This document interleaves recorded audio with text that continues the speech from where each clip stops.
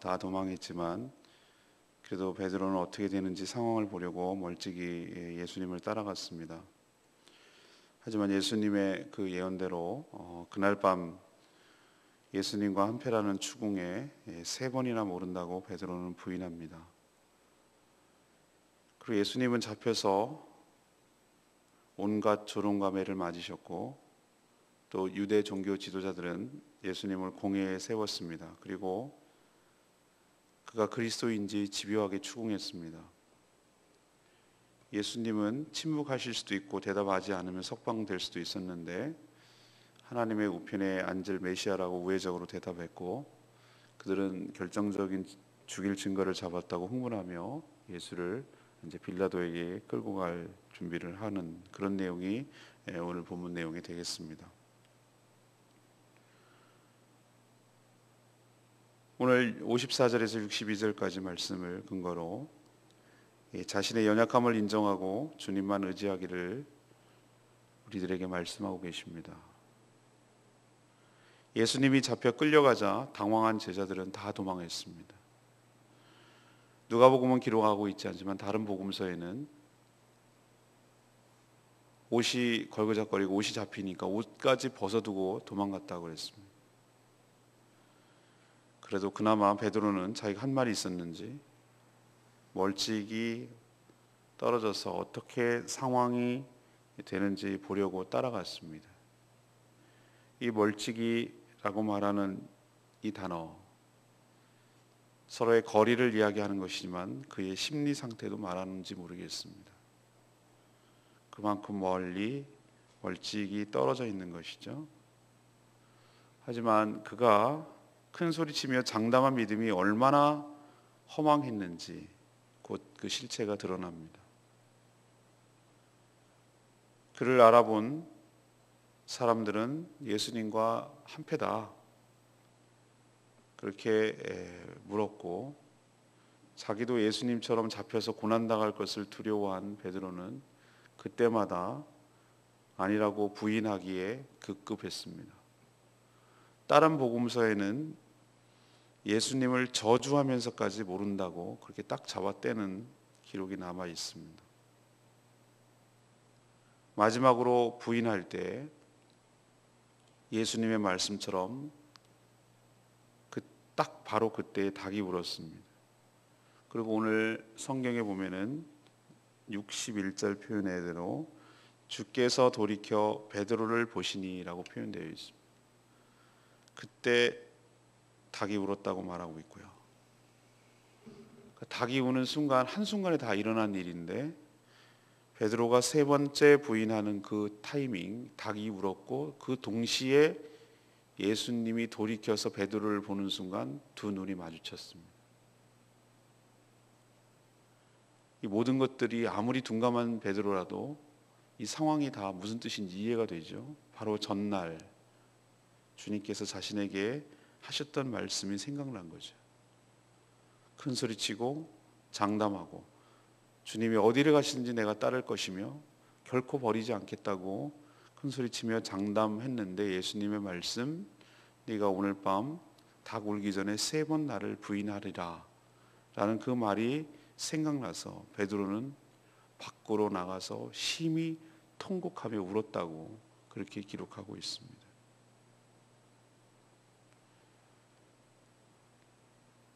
왜 베드로가 이것밖에 안 되냐? 수제자로서 그 정도 믿음밖에 안 되냐? 우리는 그렇게 비난할 자격이 없습니다. 사실은 우리는 알고 보면 베드로만큼도 못하는 존재죠. 멀찍이 따라가는 거요? 그것조차 두려워서 못할 자들이고 아마 다른 제자들처럼 혼미백산에서 예수님을 모른다고 멀찍이 아마 도망갔을 겁니다. 예수님을 믿는 것 때문에 불이익이 생길 때마다 베드로는 3번 부인했지만 우리는 3번이 아니라 30번, 300번, 3000번이라도 예수님을 모른다고 부인할 자들입니다. 그러니 큰 소리치며 장담할 이유가 없는 것이죠. 어제 우리가 묵상한 대로 예수님이 그토록 말씀하셨던 대로 우리가 깨어서 기도하지 아니하면 그리고 하나님의 뜻에 자신을 복종하지 아니하면 우리도 베드로처럼, 아니 베드로 그 이상으로 이렇게 하루 아침에 한순간에 우리의 신앙의 실체가 드러나고 우리의 신앙이 허망하게 무너지는 이런 꼴을 당하게 된다는 것을 우리에게 오늘도 말씀하고 있습니다. 그러니 신앙이 자기 의지대로 자기 장담하면서 그렇게 될 것이 아님을 솔직하게 인정하고, 우리는 베드로보다도 더 연약한 자임을 인정하고, 성령께서 우리를 강하게 붙들어 주시지 아니하면 우리는 베드로보다 더할 자임을 하나님 앞에 솔직하게 인정하고, 오늘 하루도 조아리며 주님의 은혜를 간구하고 성령께서 저를 사로잡아 주시옵시고 저의 삶을 주도해 주시기를 간절히 간청하고 주님만 의지해야 될 줄로 믿습니다. 제가 느끼는 바, 그렇구나. 신앙, 인생, 목회 모든 것도 마찬가지구나. 하나님의 은혜로 하는 것이구나. 하나님께서 도와주시고 하나님께서 이끌어 주시고 하나님께서 할 수 있도록 능력 주시고 그래야 할 수 있는 것이지 내가 하는 게 아니었구나 라는 것을 아주 뼈저리게 느끼고 있습니다. 여러분, 저만 그러겠습니까? 여러분들도 여러분의 여러분 된 것이 여러분이 한 것처럼 표면적으로는 보이지만 하나님께서 은혜를 주시고 하나님께서 도와주시고 하나님께서 역사하시고 하나님께서 인도하셔서 오늘 현재 여러분의 삶이 보여지고 완성되고 유지되고 이끌음을 당하고 그렇게 살아가는 줄로 믿습니다. 그러니 절대로 나는 아니라고 장담하지 마시고, 나는 그럴 일 없다고 장담하지 마시고, 나도 베드로처럼 더할 자임을 솔직히 인정하시고 그게 바로 나임을 기억하시고 겸손한 마음으로 늘 말씀에 의지하고 성령에 의지하며 살아갈 때 우리도 이런 일이 당하지 않게 되고 우리의 믿음이 견고하게 될 줄로 믿습니다. 두 번째는 68절에서 63절에서 68절까지 말씀인데요. 영원히 다치면 예수 그리스도가 누구신지 몰라보게 된다는 것을 우리에게 도전하고 있습니다. 예수님은 겟세마네 동산에서 유다와 함께 여러 사람들이 자신을 잡으러 갔을 때 자기 제자들에게 이렇게 말했습니다. 이제는 그들의 때요 너희의 때요 어둠의 권세로다. 그렇게 말씀하시면서 이 베드로의 또 나머지 제자들의 예상과는 달리 예수님께서 힘없이 그들에게 순순히 잡혀주셨습니다. 설마 했습니다. 이들도. 근데 왜 그렇게 하셨죠? 이것이 하나님의 뜻인 줄 알았기 때문에 그렇습니다. 예수님은 겟세마네 동산에서 이미 기도를 통해 이 모든 고난의 뜻, 다시 말해서 이것을 자신을 향한 하나님의 뜻, 이래야 모든 사람들을 구원할 수 있다는 하나님의 뜻을 받아들이기로 결단하고 결심하셨기 때문에 이런 상황이 되어서도 순순히 응하는 것이죠. 십자가를 져야 모든 사람을 살릴 수 있다는 하나님의 뜻에 순종하는 것이죠. 어제도 말씀드렸습니다만 왜 기도가 힘듭니까? 왜 예수님이 땀방울이 핏방울이 되도록 기도하셨습니까? 우리는 자신의 뜻을 관철하기 위해서, 자신의 소원을 이루기 위해서 그렇게 간절히 기도하는 것으로 해석하는데 정반대입니다. 예수님이 땀방울이 핏방울이 되신 이유는 하나님의 뜻에 자신을 굴복하기가 그렇게 힘들기 때문에, 그렇게 어렵기 때문에, 자기는 죽으려고 하지 않기 때문에, 자기는 자아는 살아서 움직여야 하기 때문에 그게 결단하고 굴복하기가 그렇게 어려운 거예요. 예수님조차 어려운 거예요. 그 고난, 십자가의 고난이 뭔지를 알기 때문에 더 힘들 수도 있어요. 우리가 기도가 힘든 이유가 무엇입니까? 왜 우리가 기도가 어렵습니까? 그것은 하나님의 뜻에 나는 그렇게 하고 싶지 않아요. 나는 내 성질대로 하고 싶어요. 난 내 뜻대로 하고 싶어요. 난 이거 피하고 싶어요. 그런데 그 뜻이 아니라, 내 뜻이 아니라 하나님의 뜻에, 하나님의 거룩한 뜻에 자기를 꺾고 복종하고 자를 죽이고 그 뜻에 복종하기가 어려운 거예요. 그래서 몸부림을 치는 거예요. 그래서 기도의 시간이 힘든 거예요. 그러나 기도를 통하여 하나님의 뜻에 순종하기로 결단이 된 그 뒤부터는 쉬워져요. 기도하지 않으면 삶이 어려워지고 기도하면 삶이 쉬워져요. 그래서 우리가 깨어 기도하라고 예수님이 말씀하시는 것이죠. 예수님은 그렇게 하셨기 때문에 이 모든 일들을 우리가 보기에는 너무 어려운 일 같이 보이지만 예수님이 기도를 무장하고 나니 이 일이 쉽게 지금 자기 본인은 생각하시기엔 쉽게 지금 진행되고 있는 것이, 모든 것이 착착착착 맞아 떨어지잖아요. 이런 사실도 모르고 영안이 다친 자들은 예수님을 잡아왔을 때 설마 잡히리라고 생각 못했겠죠. 놀라운 기적을 일으킨 분이 이렇게 어이없이 무기력하게 잡힐 거라고 생각 못했는데, 잡고 나니 이거 별거 아니잖아, 이런 식으로 아마 이들은 생각했겠죠. 그저 힘이 없는 죄인으로 보일 뿐이었습니다. 그래서 예수님을 때리고 조롱하고 모욕을 주고 가지고 놉니다. 우리가 사람이 육체적 고통도 견디기 어렵지만 정신적 고통이 사실은 더 힘든 거예요. 자기가 이런 대우를 받아야 되지 말아야 될 것을 알면서도 그런 대우를 받을 때 사람은 아주 모멸감을 느낍니다. 요즘도 구타 사고가 끊이지 않고 일어났는데 저 때만 해도 참 아주 그냥 비일비재했어요. 저는 이쪽에 맞아서 이쪽 고막이 터진 적도 있어요. 근데 저는 정말로 모멸감을 느끼는, 인간이야라고 느꼈던 거는 하여튼 뭐 얼차리 받고 막 굴르고 그러는데 참이 그 군화 워커바를 가지고 내 얼굴을 막 이렇게 짓이길 때가 있었어요. 그때 정말로 그 인간적으로 수치감과 모멸감을 느끼겠더라고요. 아, 이건 아무리 내가 잘못 이렇게 대우받아서 내가 벌레처럼 취급받아서 되는가, 이런 마음 때문에 욱하는 마음이 생기더라고요. 이건 아니지 않는가. 저도 이런 마음이 드는데 예수님은 어떤 마음이 들까? 한번 생각해 봤어요. 그럴 만한 죄도 없어요. 오히려 먹이고 입히시고 그들에게 먹을 것을 주고 또 고쳐주시고 치유하여 주시고 병든 것 고쳐주시고 귀신 쫓아내 주시고 죽은 자를 살리시고 오히려 그들을 위해서 수많은 일들을 하셨어요. 그런데 지금 이들의 하는 행태를 보십시오. 뒤에서 모여가지고 때려놓고서 앞으로 와가지고 누가 쳤는지 맞춰보래요. 네가 선지자면은 이 정도는 통찰력 있게 누군지 정확하게 쪽집게처럼 맞힐 거 아니냐는 거예요. 이런 식으로 놀려요. 이것을 진의 표현으로 선지자 놀이라고 불렀어요. 여러분, 이런 상황 되면 여러분 견딜 수가 있겠습니까? 아니, 이것들이 나를 어떻게 알고 이런, 여러분 그 마음 안 들겠습니까?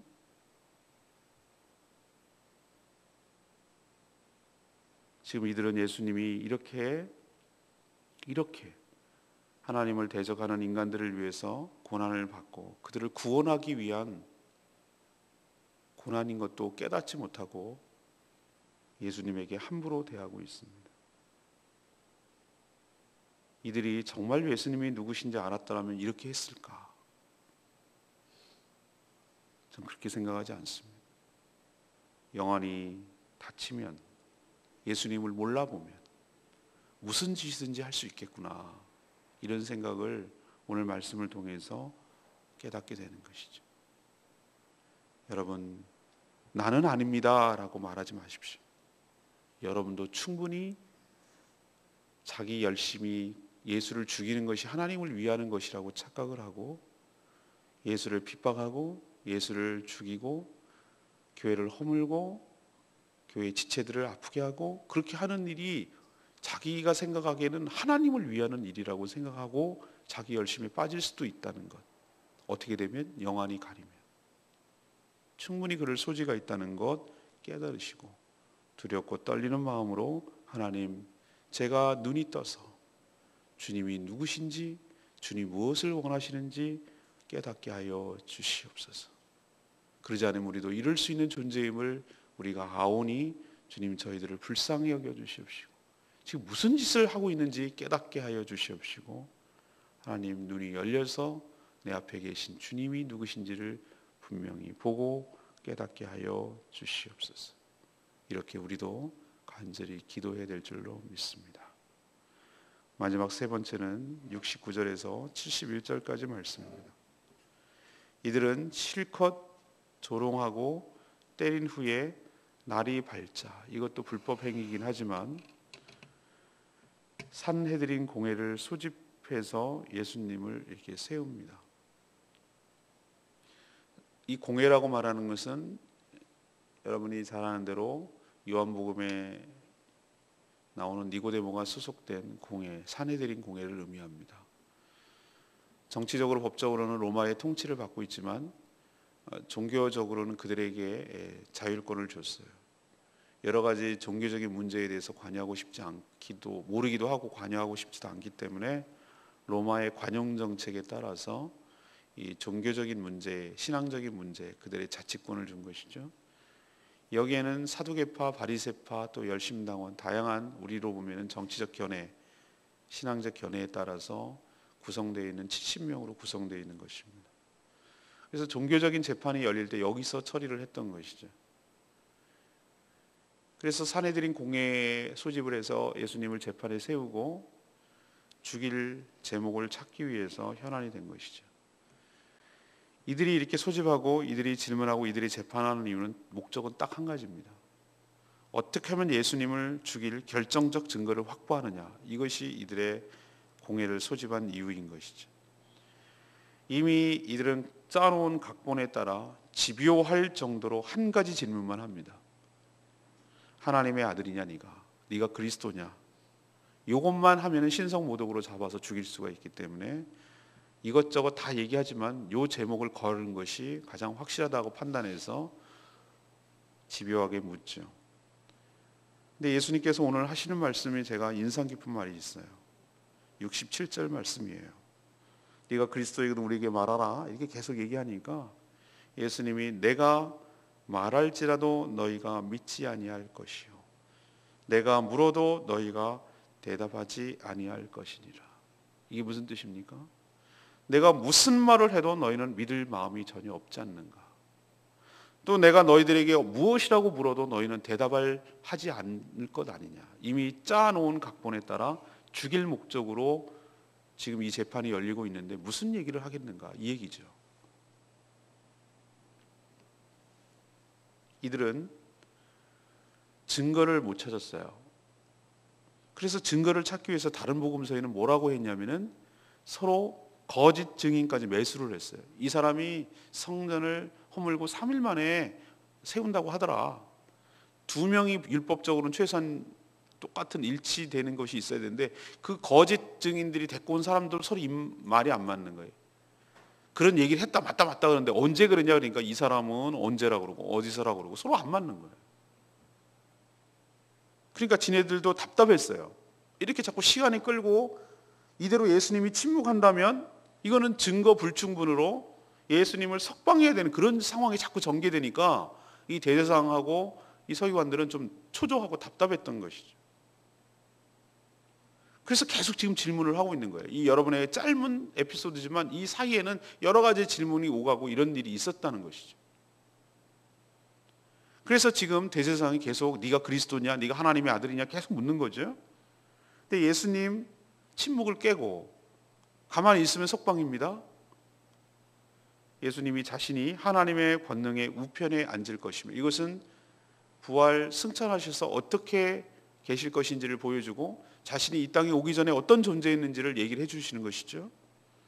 그리고 하나님의 아들이라고 바로 네가 말하는 그라고 이렇게 대답을 해줍니다. 여러분이라면 여러분은 이 상황에서 어떻게 말하겠습니까? 저는 여기서 바로 저는 예수 그리스도가 메시아라는 걸 확실히 알았어요. 이런 자기의 목숨이 걸려 있는 걸, 물론 아큐 정전이라고 중국 소설가가 쓴 게 있는데 자기가 죽을 줄도 모르고 바보 같은 짓을 하는 중국 사람들을 아큐라는 사람을 통해서 이렇게 소설을 짤막하게 썼는데 자기가 목이 들어오는데도 이거는 있을 수 있는 일이야 이런 식으로 자기 체면에 걸어서 하는 그 아큐 바보 같은 중국인들을 소설로 쓴 것이 있긴 있어요. 예, 그렇습니다. 자기 목숨이 지금 왔다 갔다 하는 상황이잖아요. 자기가 말하기에 따라서 살 수도 있고 죽을 수도 있어요. 그냥 침묵하면 가만히 있으면 석방이에요.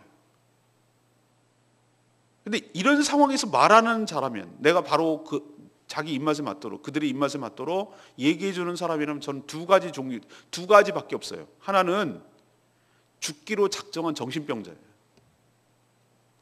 나 죽여주세요라고 말하는, 죽지 못해 환장하는 정신병자예요. 둘 중에 하나라고 제가 말씀드려요. 이거 아니면 저는 이 예수 그리스도가 진짜 그리스도 맞습니다. 여러분이 목숨이 딱 저기 경각에 달려, 이렇게 하느냐 이렇게 하느냐에 따라서 죽고 살고가 결정된다면 여러분이라면 어떻게 하시겠어요? 대부분의 사람들은 이런 상황에서 침묵하고 살기를 바라죠. 변명하죠. 아니라고 얘기하죠. 일단은 살고 보자는 거잖아요. 이 상황에서 내가 바로 그러다 이렇게 얘기하는 이유는, 이거는 망상에 사로잡힌 정신병자 아니면 진짜 메시아 아니고는 이렇게 말할 수가 없어요. 그러나 그의 행적, 그리고 그 전날에 있었던 일, 이 모든 것들을 볼 때 이분이 메시아이기 때문에, 자기가 이것을 왜 죽느냐면 억울하고 모함당해서 죽는 것이 아니라 자기가 메시아라는 인식을 가지시고, 예수님이 모든 죄, 모든 인류의 죄를 대속하기 위해서 지금 이 고난을 들어가고 있구나라는 사실을 정확하게 인식하고 있다는 뜻이기도 하고, 지금 예수님이 모든 사람을 위한 대속의 죽음을 주는 메시아라는 것을 본인 스스로 뚜렷하게 증거하고 있는 것인 줄로 압니다. 전 그래서 이 상황에서 이분 메시아 맞구나 라고 저는 확신을 했어요. 사랑하는 여러분, 예수 그리스도는 하나님께서 준비하신, 그리고 성경의 구약에 그렇게 많이 예언한 바로 그 메시아가 맞습니다. 우리는 그분을 믿고 있고 그분을 섬기고 있고 그분 때문에 구원을 받게 된 줄로 믿습니다. 저는 오늘 레마의 말씀 70절 말씀, 다 이르되 그러면 내가 하나님의 아들이냐 대답하시되 너희들이 내가 그라고 말하고 있느니라. 예수님은 하나님의 아들 그리스도냐고 집요하게 묻는 그들에게 그렇게 묻고 있는 너희들의 행동이 내가 그리스도라는 사실을 말하고 있다, 이렇게 지금 대답하고 있어요. 지금 이렇게 묻고 있는 자들이 누구입니까? 이스라엘 백성들의 장로들, 대제사장들, 서기관들입니다. 가장 예수 그리스도를 알아보고 반기고 존중하며 섬겨야 할 자들이 이들입니다. 그런데 지금 뭐 하고 있습니까? 죽이기에 혈안이 되어 있습니다. 이들이 이렇게 예수님을 죽이지 못해서 안다라는 모습, 예수를 제거해야 자기의 기득권이 계속 유지되고 백성들이 제사를 드리러 올 것이고 예수님이 사라져줘야, 이런 해프닝이 빨리 끝나줘야 자신들에게 다시 돌아와고 재물을 통해서 자신들의 이권을 도와주고 먹을 걸 주고 자기의 삶을 영위하고 지위와 명예를 유지하고 그렇게 살 수 있는데, 이거 빨리 죽이지 않으면 안 되겠다라는 생각 때문에 혈안이 된 것이죠. 근데 어이없게도 이렇게 예수 그리스도를 죽이려는 것 그 자체가, 아무 죄가 없는데도 이렇게 뒤집어 씌워서 그 죽이려는 그 자체가 예수님 표현대로 자신이 예수님이 메시아라는 사실을 반증하고 있다는 뜻이에요. 그러지 않으면 이들이 이렇게까지 할 필요가 없거든요.